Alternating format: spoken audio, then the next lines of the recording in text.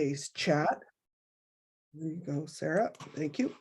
And I'd like to begin today by acknowledging that I'm coming to you from Treaty 4 territory, from Regina, which is located on Treaty 4 territory.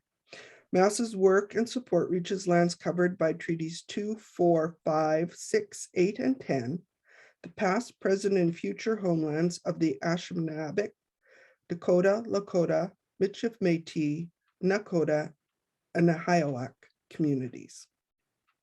Our recognition of this land is an act of reconciliation and expression of our gratitude to those whose territory we reside on or are visiting.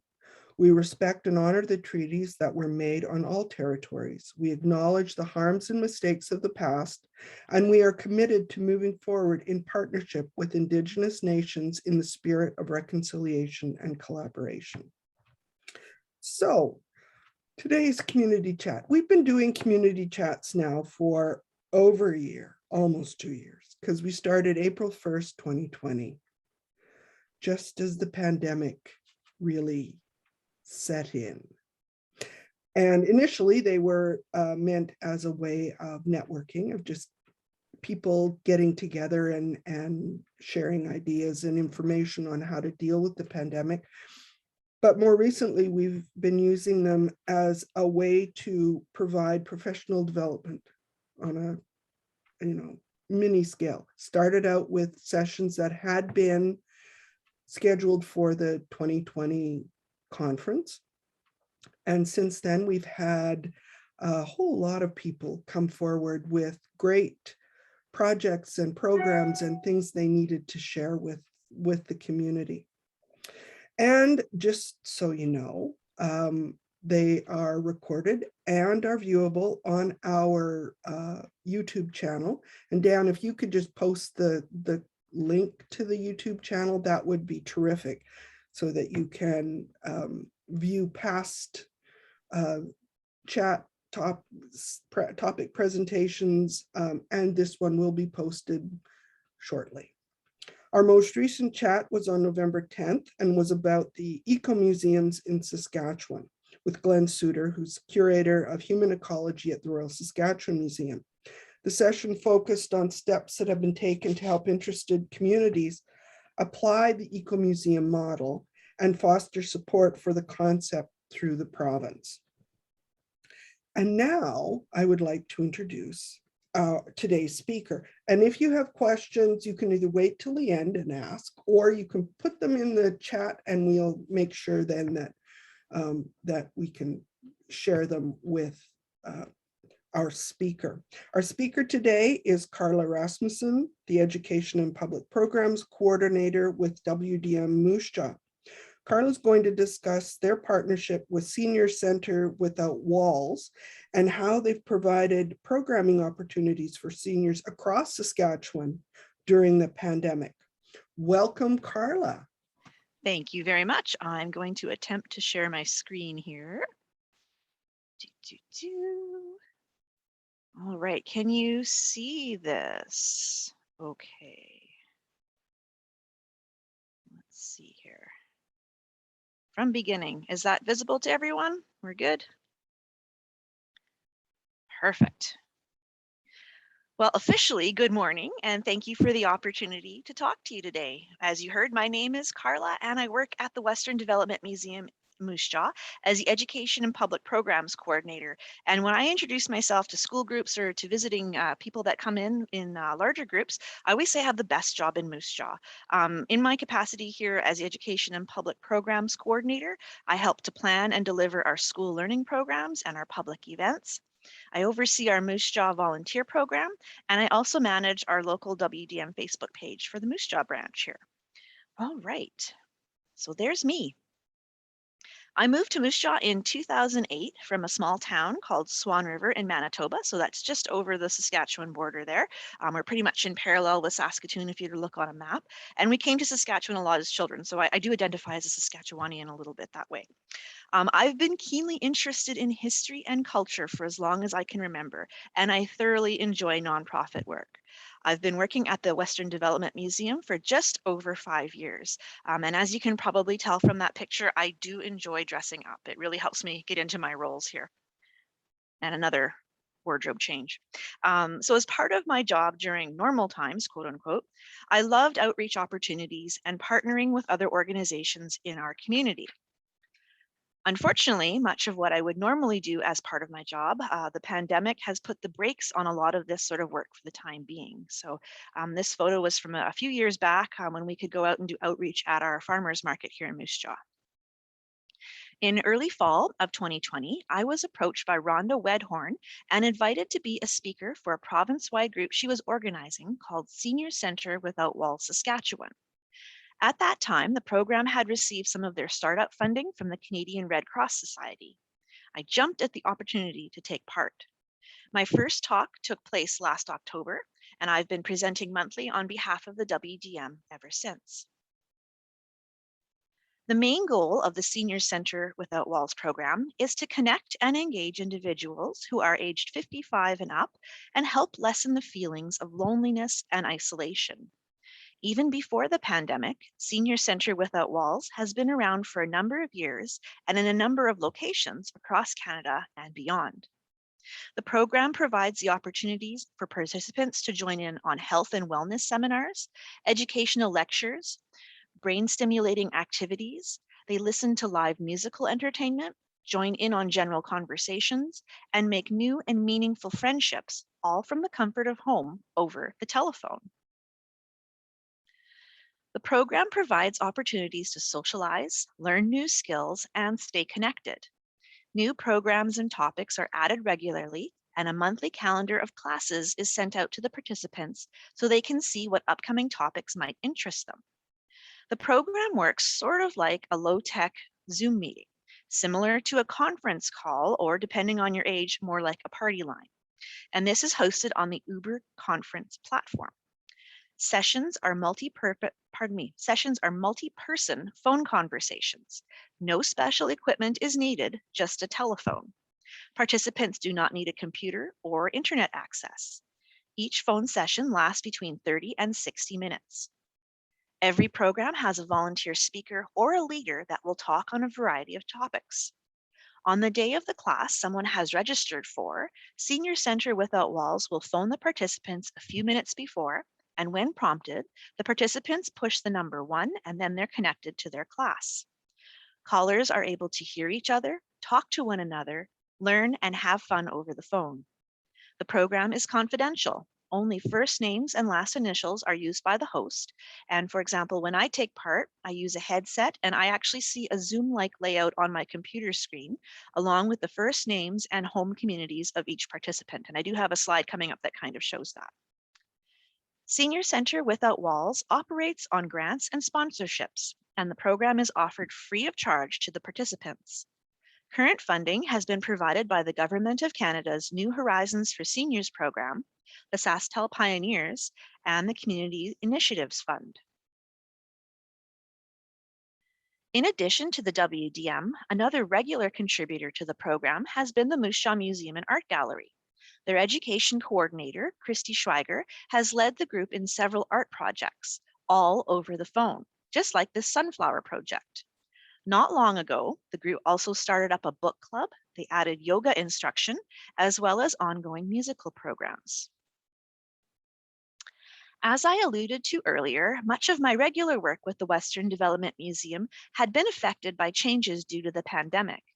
Like many other museums and historic sites, in-person programming and events had been reduced or canceled entirely. School groups were unable to attend.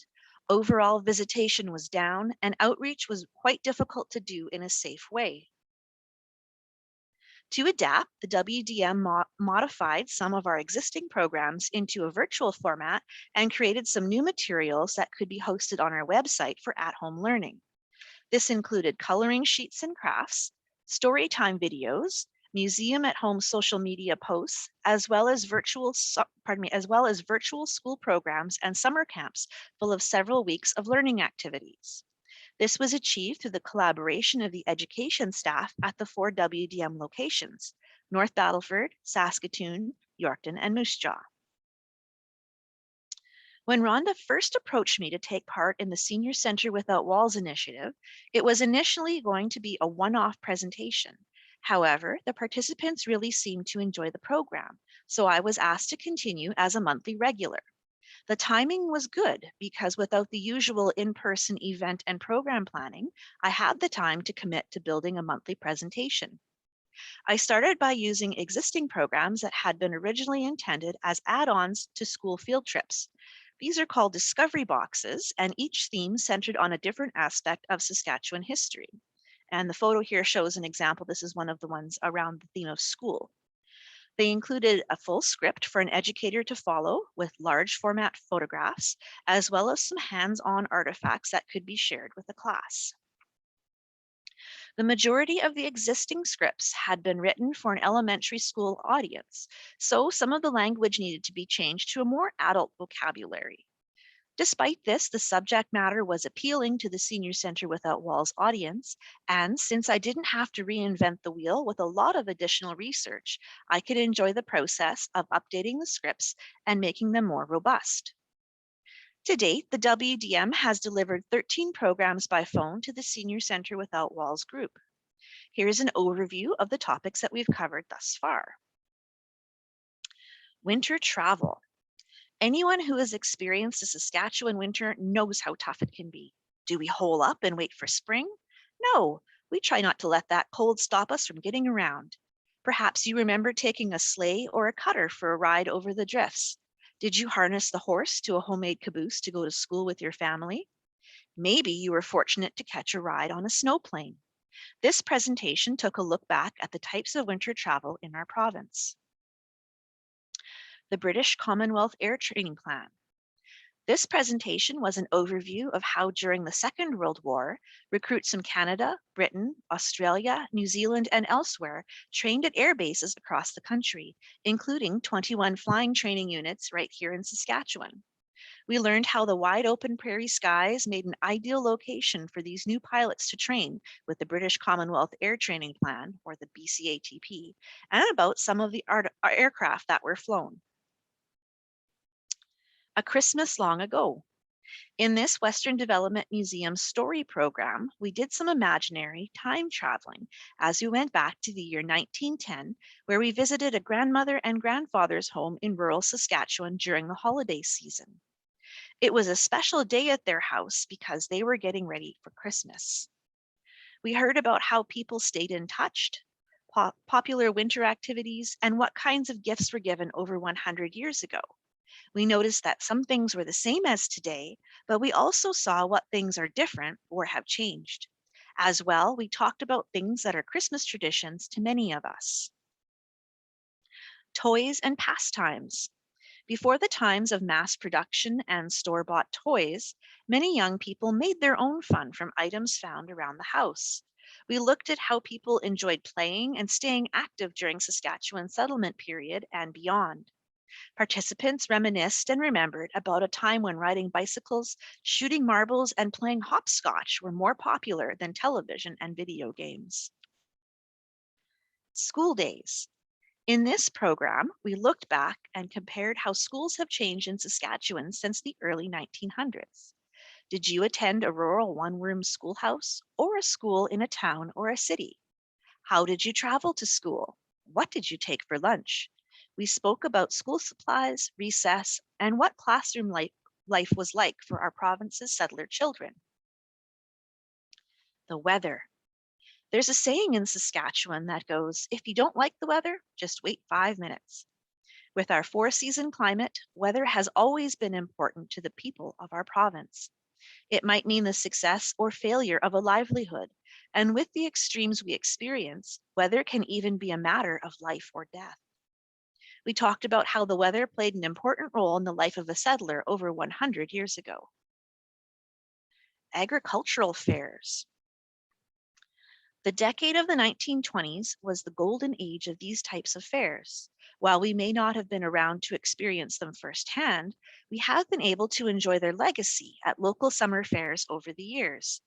We spoke about competitions for baking, handiwork, and preserves. Commercial vendors displayed new products.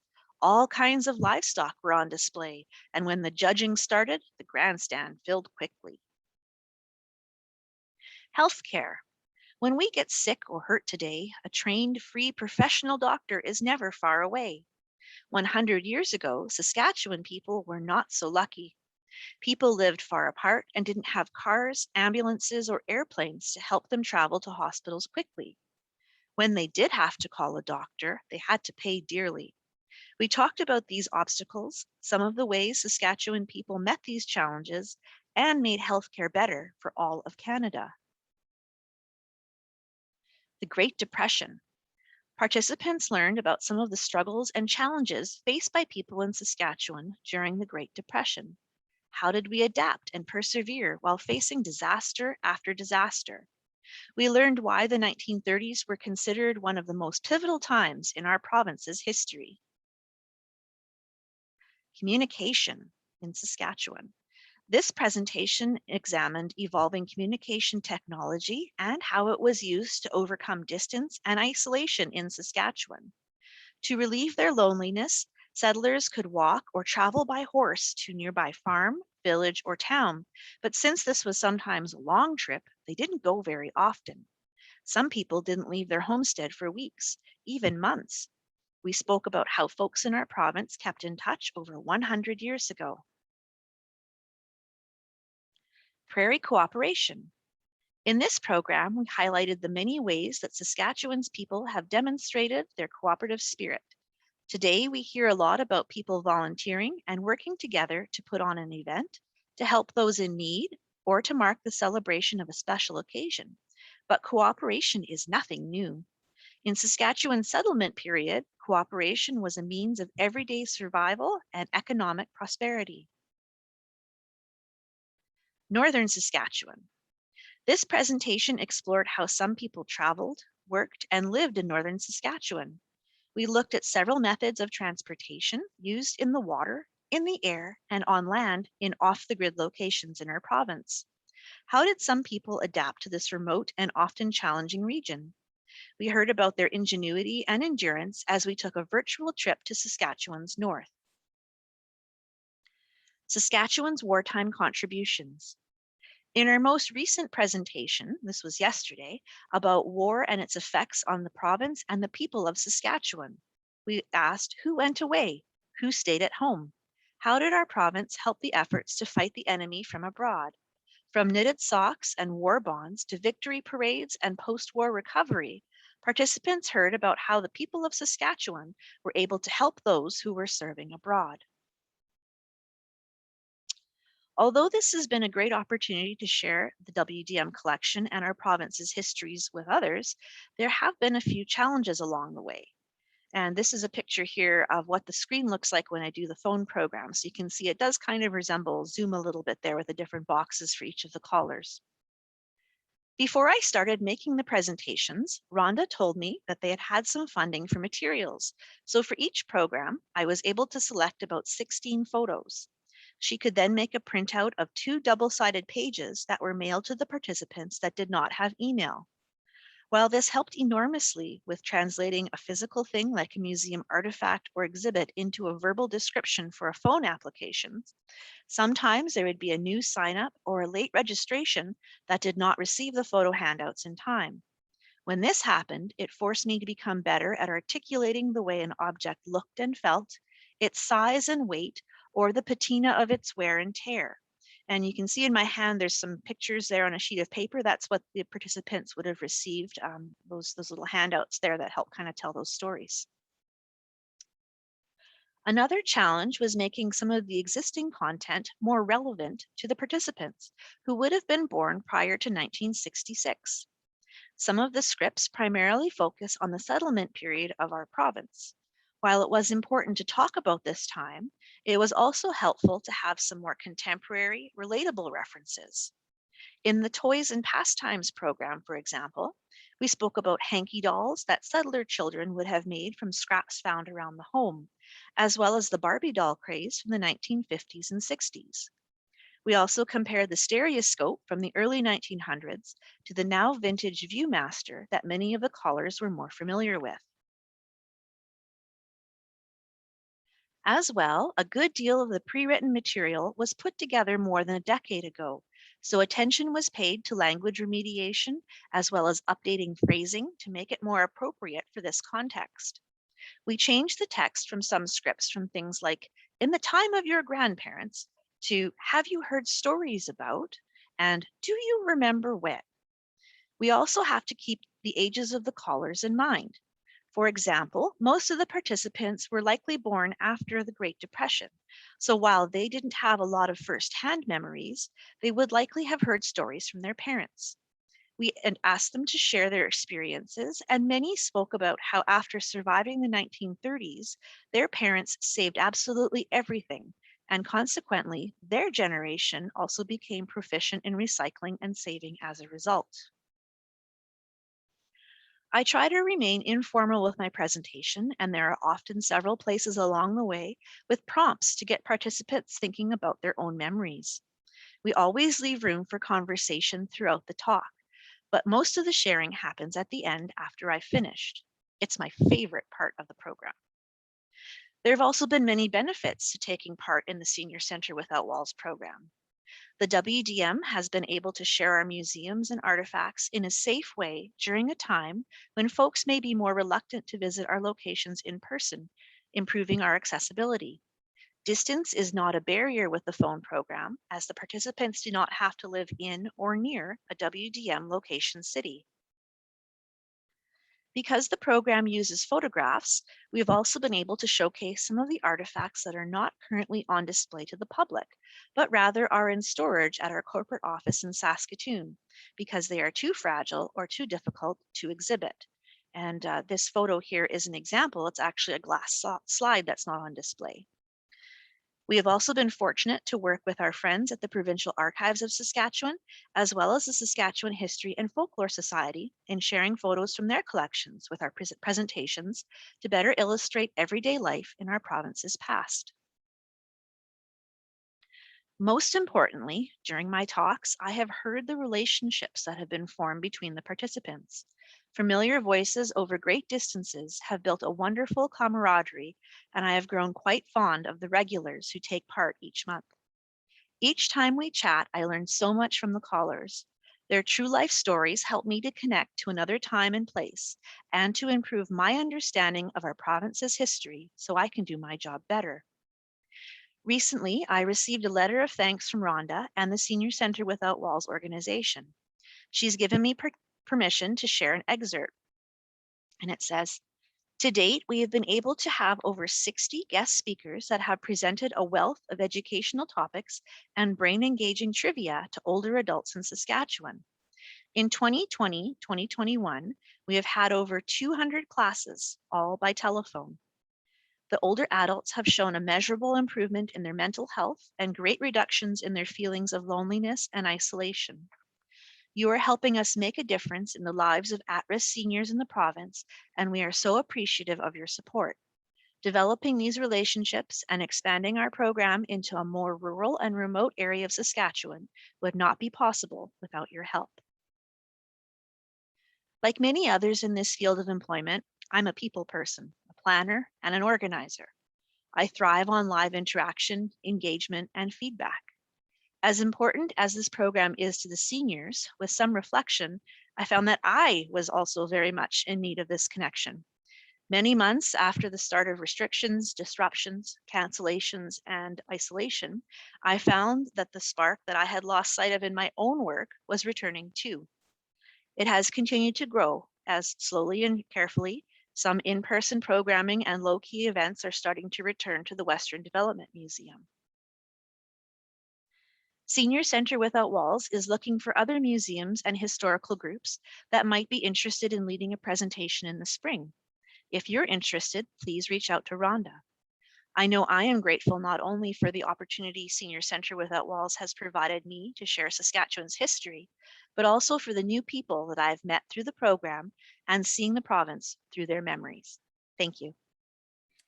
Thank you so much, Karla. You didn't disappoint. It was wonderful. Thanks. You know, I'm thinking, oh, now there's an interesting, ooh. So No, I think it was one. I think it's wonderful that it's it's been a terrific opportunity to share the stories that the WDM is the steward for in a different way with a different group, and really reach so many people from across the province. But how dispersed were they? I mean, what kind of engagement did you get? Just to start the questions off, because Sure. you know. I think the farthest, there's someone up in Meadow Lake, and I Mhm. believe there's someone down in the southeast, I want to say Estevan Weyburn area, and then kind of everything in between. There are several, probably the more populous group on the calls is from the Moose Jaw area, probably just because that's where it started and that's where a lot of the initial promotion kind of took place. But it has kind of spread through word of mouth. They do have a little Facebook page and they have a website, and they've been trying to do as many interviews they can, just kind of get that word out there. So again, sharing with other communities. I know some of their participants have talked to other people, their friends, and just kind of it's been growing that way. On average, I'd say I probably have between 12 to 19 people on each of the calls, which Rhonda has told me has been some of the larger audiences that they've had for their programs. A lot of it's very specific interest. Not everyone wants to do art or a book club. So it's kind of nice to get that feedback to hear that there is a lot of curiosity and a lot of very different interests too. Often we'll do something, for example, when we did more of the military history, sometimes primarily women audiences, and not to gender folks, but sometimes they're, oh, this isn't for me. And at the end, when they do a little talk at, what did they like? What did they didn't they have memories? A lot of people said, I almost didn't tune in for this one, but I'm so glad that I did because I learned a lot. And it's not just the planes and trains and that sort of heavy duty industrial stuff. There's something for everyone there. And then hearing their own personal memories, it really does put that human face on things, which is beneficial for everyone to hear. That's excellent.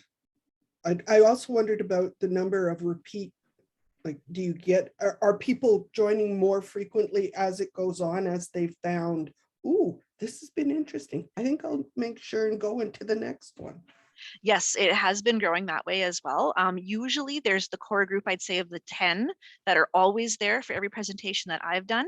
And then there'll be a couple more add-ons, or there'll be some people that have missed a few months or they've been away or sick or that sort of thing. So I do see the similar names kind of popping up on a regular basis that way for sure.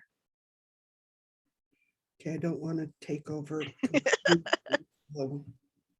Other questions? Wendy, I don't have a question for Karla. I have a question for you. Was that I wonder, because it would be great if other museums, could hear about this program. Is that something we could share in ephemera? Sure. Yeah. Yeah, if you write up a little, you or Karla or somebody write up just a little piece with kind of what it is, and then with the link, and Sarah's put the link in for the Senior Center Without Walls website, sort of how to get involved. That would be terrific. And kind of, and also connections to Karla, for instance, so if somebody were going, I don't know what's involved, well, how much work, what do I have to do this, so that they could do it. But that's a great idea, because I think there are so many places that could, and a question sort of for you, No. well as Karla and the WDM people we have here. Is this something you plan on continuing once we're post-pandemic? This kind of programming? Yeah, well, I mean, you mean just with the partnership with Senior Center or with virtual programs overall? A bit of both. So yeah, then the answer is a bit of both. Yeah, because I think Karla's forged a good relationship with Rhonda at Senior Center. So I mean, as long as we're feeling we have the capacity, I think, to do that. I mean, that'll be a conversation probably with Karla. She's done most of the presentations. We've had one other staff who's done one as well. And that's kind of why, when I look and say, oh, this is a great opportunity for other museums, especially the small ones who are, worried about, I can't do a Zoom presentation. I can't make a PowerPoint. How do I do this? When they could probably do a presentation like this. Then that, because I don't know, Karla, besides us and the Moose Jaw Art Gallery, are there other museums presenting right now for them? Do you At know? this time, no. Yeah. But they are looking even to do like theme months in the future. So maybe some Yeah. things about butterflies and gardening, or that sort of thing going into the Yeah. new year. So it doesn't have to be museums and history necessarily. Mhm. And then also just kind of touching on what Wendy had said, when I was about to do my first presentation, I was a little terrified trying to translate this over the phone. So I called up Christy at the art gallery and I chatted with her and said, how on earth, do you make this work as a very visual thing over a telephone? So she gave me some tips and pointers. And if Mhm. anyone's interested in finding out more of the nitty gritty about how it actually works, please don't hesitate to reach out to me. I'd be happy to give you some insight if you're interested in doing one of these presentations for Senior Center. Yeah, and I think we very well will probably reach out to the Senior Center Without Walls directly to just give them let them know that we want to promote this, and for them to use ephemera and our network to promote things like, if they're going to do, when you said theme weeks or theme, I'm thinking, oh, well, we have a lot of museums that might be more familiar with, say, education than farming, or vice versa, and would be more comfortable doing it that way.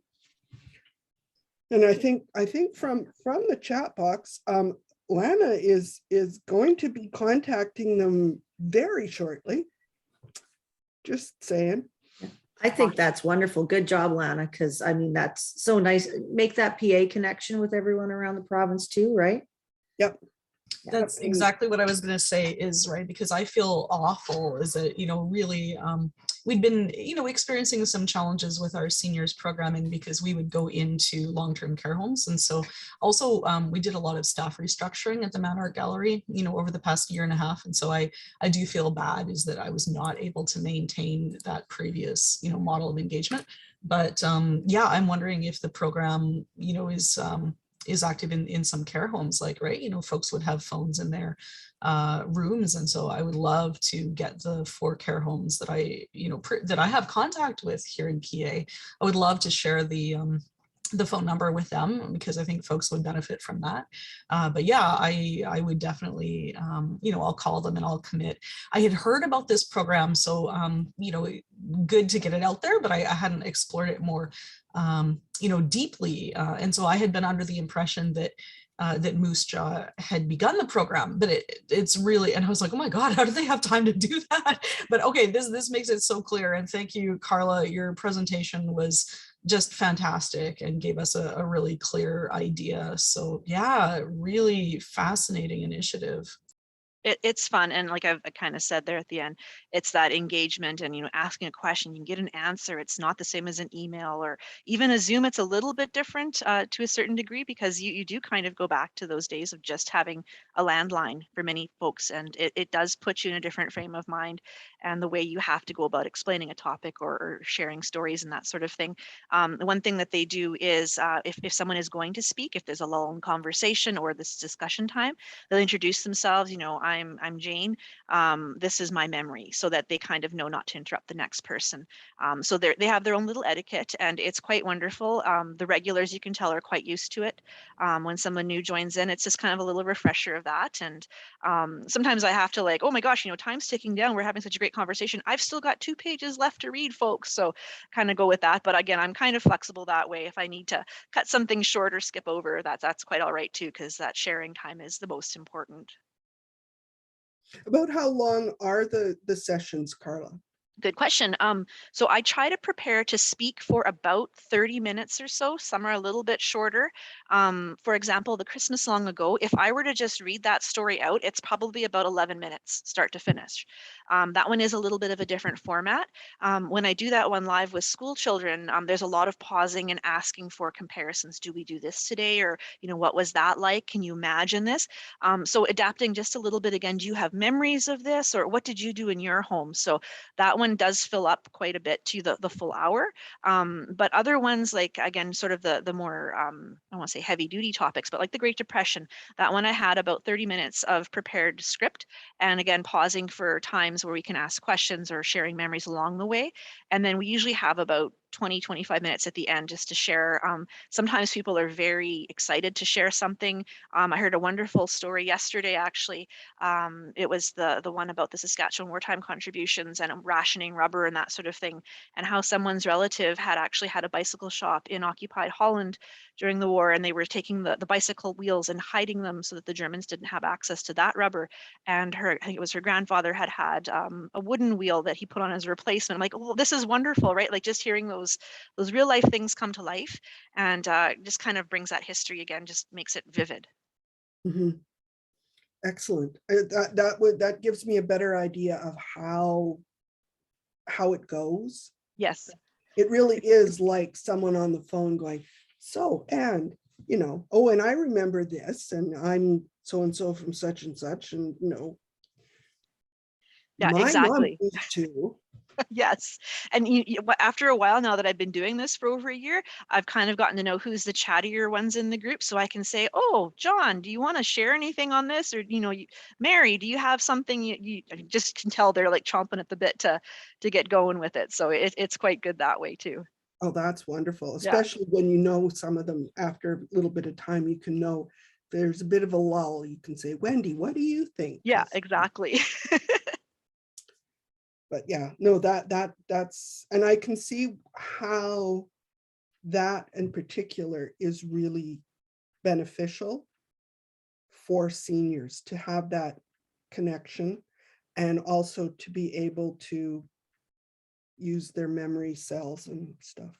Exactly. Yeah. Any other questions, comments? Hi, Karla. Hey, Amber. So obviously you don't know the ages of everyone that participates in this, but this program does have a similar audience to our other WDM program, which is the Virtual Coffee Club. So kind of attracted both, just targeted towards seniors. I'm just wondering though, because that one is Zoom. So you do need a little bit of tech know-how to tune into the Virtual Coffee Club. Like, would you say that the Senior Center Without Walls skews older than the Virtual Coffee Club because of that? Or like kind of what are the different audience demographics that you've noticed? That is also interesting, because I thought about that after we started the Virtual Coffee Club for the WDM.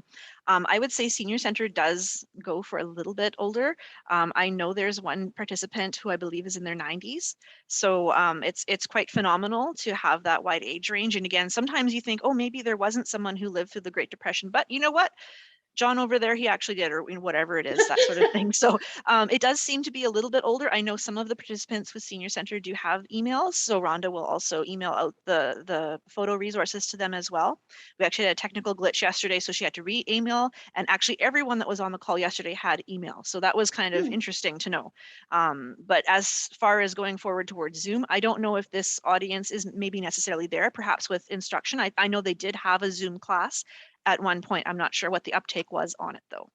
Okay, awesome. It was Thank you. a how to Zoom. Yeah.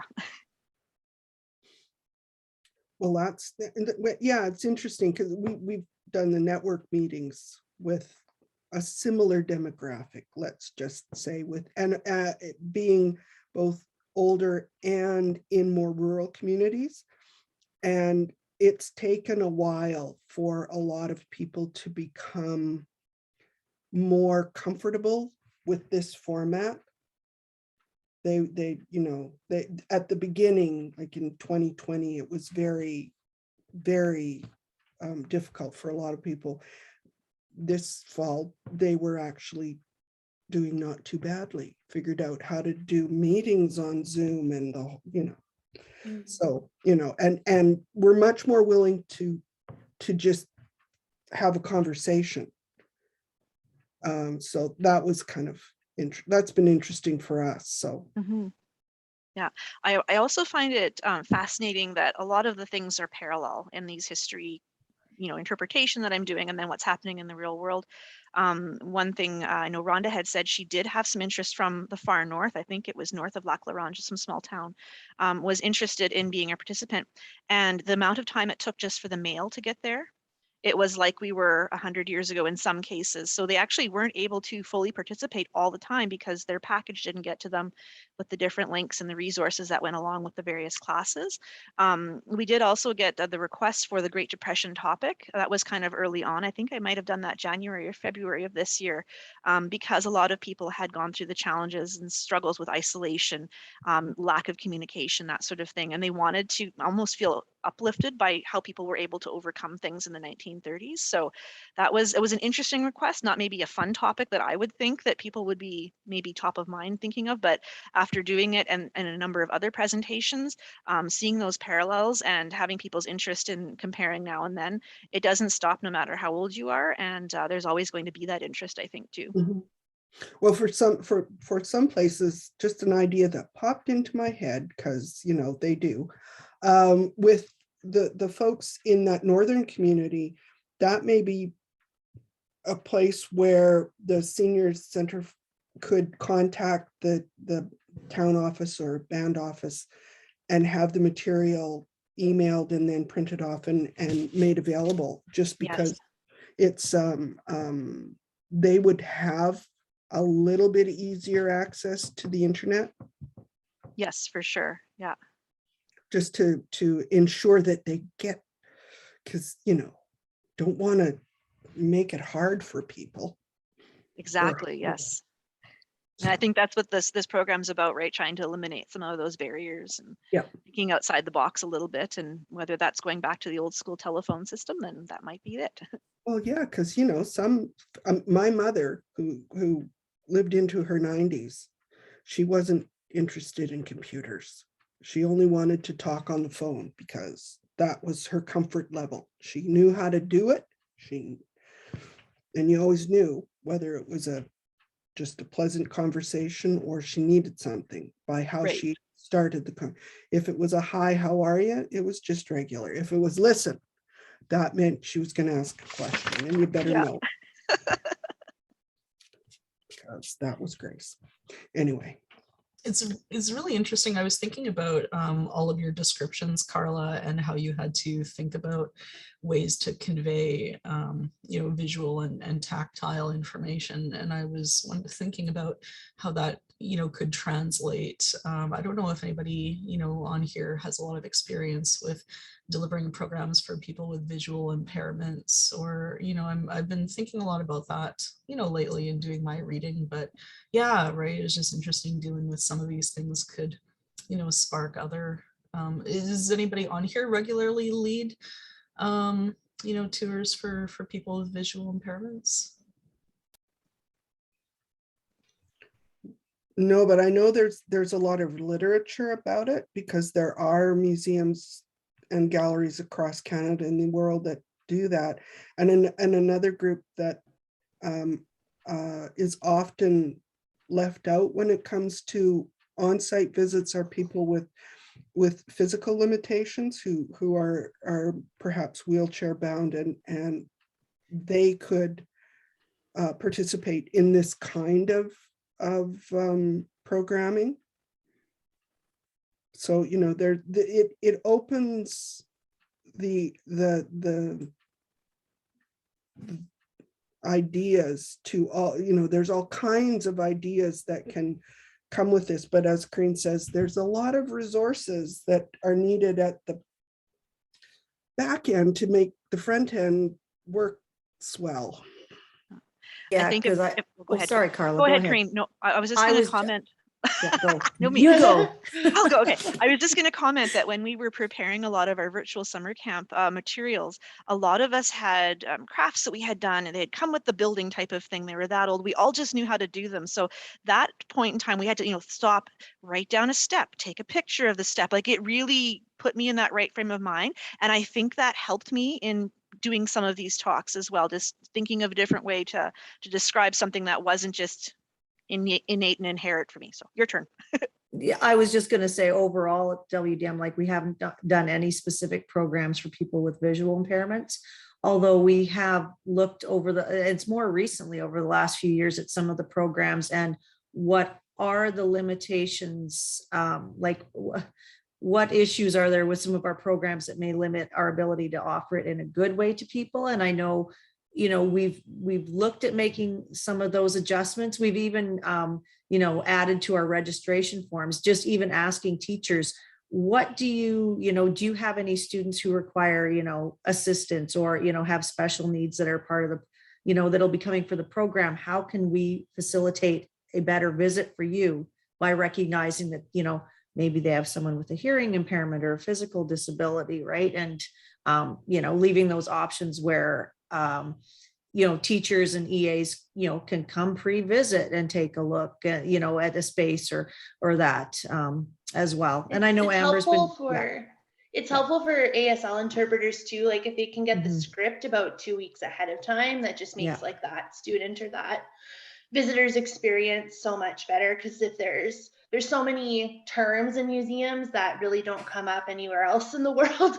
So it gives that person time to look up, like, what is that sign? Does it exist, or am I going to have to finger spell it? And like, what's the context of all of this? And I know, like, I've worked at other museums too, where we did a bit more programming for people that are blind or have low vision. And we always, with all written materials, we always included like a screen reader friendly version. So just making sure that like text isn't being looped around an image, like that might look really graphically cool, but it's screen reader incompatible. So if somebody is blind, like they can't access that at all.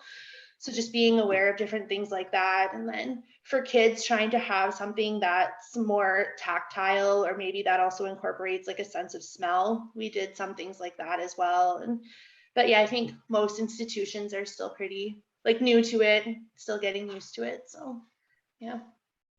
So this may just prompt moving into those different.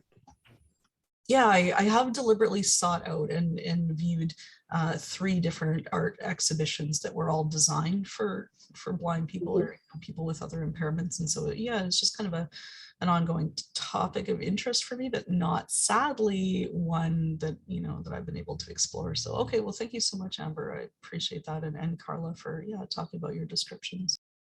Yeah, because accessibility is language, it is cultural, it is physical. So being aware of those things, and then it's, how do we go about doing this, and where do we find the resources to do it? I mean, it's wonderful that this program has funding through the federal government, through CIF, that there's been there's an opportunity there to build it, but it's still something that needs that extra support. Anyway, thank you so much, Karla. This was You're welcome. Karla. It was great. Sparked all kinds of ideas in my head, which this is always a good thing. And if you have other questions, you know how to get a hold of Karla, because she's at the WDM and most of you are too. So there you go. Yeah, welcome to the family, Lana. Yes. I should also sneak in a quick thank you to Karine and Amber and other various WDM folks for proofreading all of my scripts and my pictures and everything, and making sure everything lines up and matches, because that's a big job and sometimes a lot of comment that I'm throwing at you. So I appreciate that very much. Thank you. I always learn so much from Karla's scripts, and then I tell like my husband about it. And so no, I really admire the WDM, right? Like just because we're in the art world, like you guys just do such phenomenal stuff, and good job. Good to share. Thank you. All part of the same family. Yes. Sorry, one more thing. On that topic, I don't know if Wendy is looking for other topics, or maybe maybe, yes, that was going to be one of the things. Okay, sorry. Well, anytime. Sorry. Yeah, I'm jumping ahead. I'm really looking at revamping how the Mann Art Gallery evaluates our programs. I mean, for some people this is a boring topic, but let's be honest, we all have to do it. So if anybody wants to share their visitor experience surveys with me, or participant surveys with me, I would love that. One of my colleagues recommended this book to me, The Practical Evaluation Guide, by Judy Diamond, Michael Horn, and David Utal. And it says tools for museums and other informal education settings, which is really interesting for the concept of evaluation, but I want more like physical surveys. What questions should I ask without being biased? And yeah, anyway, perhaps we could talk about that privately, or maybe that Well, could be a that's topic another, that might be another one in the that- future. Yeah, I see that Dan is on the call. I am currently taking the museums and communities module from the training program. Sorry, is it museums and community? Yeah, it's the engagement one, right? About programs. And I know that we are talking about it a little bit, but I would love a little bit of a deeper dive into that. So that's great to know. Yeah, we can absolutely figure something out that goes into more detail about evaluation specific stuff. Yeah. I would, and that would be a longer thing too. I'm going to throw in two things here then for you. One, the Museums and Education program does talk a bit about evaluation for Mass. And the other one is that I actually just sat in on just a short 1 hour evaluation session with Reed Saskatoon on why they do it. And I actually thought it was really well done. Like they've taken a lot of consideration into evaluation and why it's important to do with every program. That was just a free webinar they did. I don't know if they would do something bigger or if maybe they would be someone to ask about community chat, but go down. are they consultants, or no, or they're actually just an organization. Reed Saskatoon helps people with literacy in the city. READ. Okay. READ. So Reed, confused. yes, Okay. Reed Okay. Saskatoon. Yeah, so they help newcomers or other people who maybe didn't have an opportunity to learn to read. They have volunteers that work with them to help them with their literacy, and they're really good at evaluating their programs. And when they did their presentation, when they talked about evaluation, they talked about it from many different levels, like you're evaluating how, so that they ask the right questions so that they know what the people that were part of the evaluation needed and did they get what they want.